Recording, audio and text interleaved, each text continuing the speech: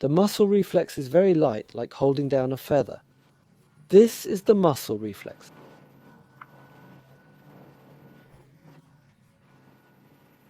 While observing it, nothing happens.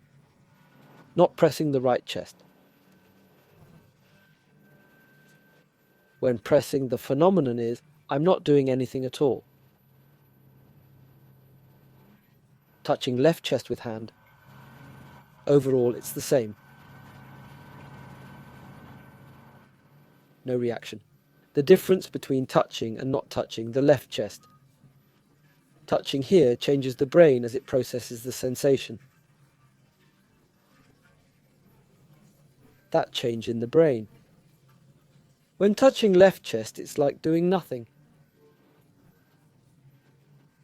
In other words, it's saying there's nothing.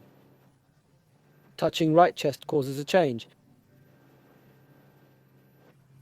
It's saying something is happening. Earlier, I used my left hand. In my mind, I'm touching my right chest. When I do that, something happens. So in my mind, I'm using my left hand to touch my right chest. I'm already doing it. Knowing the result, I want you to touch your right chest with left hand.